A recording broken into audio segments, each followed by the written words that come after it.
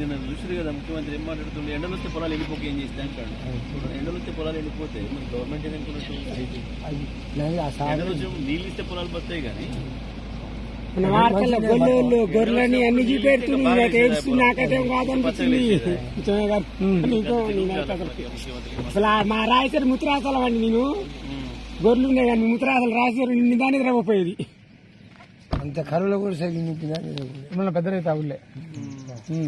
నమస్తే నమస్తే. ఈ బాయ్ ఎవరిది?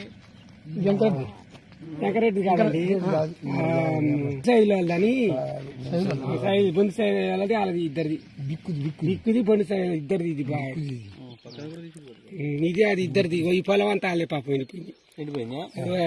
అంతే గుడి అంతా ఎండిపోయింది. మన రెడ్డి గారు కాడికి ధరంపురం కాడికి గుడ్లు సారు సార్ నువ్వు ఉన్న రోజులు అయితే మా ఊళ్ళో పంట పండి ఊగులు ఊగింది. ఇప్పుడు ఎన్ని పండుగ అసలు చూడు ఏడ్చేస్తున్నాం మేము. నిజం మా చెరువు కూడా ఎండిపోతూనే ఉంది, ఇంకా రాయచూరు కూడా. అప్పుడు దబ్బుకుంది నేను కానీ అప్పుడు 2 రోజులు వర్షానికి, ఆ 2 రోజులు వర్షం లేకపోతే చుక్క కూడా దొరకపోతే భూమి కూడా దొరకవు. మాకు ఉన్న పొలాలు కూడా రాసి రాయచూరుకి ఎంత సాయం చేసిండో జగన్రెడ్డి.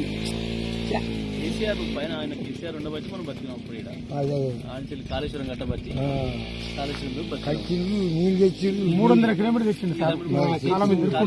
తెచ్చిండు. కాళేశ్వరం స్టార్ట్ చేస్తలేదు అసలు. అది ఇప్పుడు ఇవాళ ఇట్ట నొక్కి, ఇప్పుడు మనం ఈడ ఆధార్ కార్డు నొక్కం, గట్ల గిట్ల బటన్ నొక్కితే చాలా ఆంచెలు వస్తాయి నీళ్లు. చేస్తలేరు రోజు దాల్చుకుంటాడు నిన్నే ముసలోడు రోజు. నువ్వు ఉన్న రోజు నువ్వు ఇచ్చే ఉన్న రోజు నీళ్ళు నడిపారు.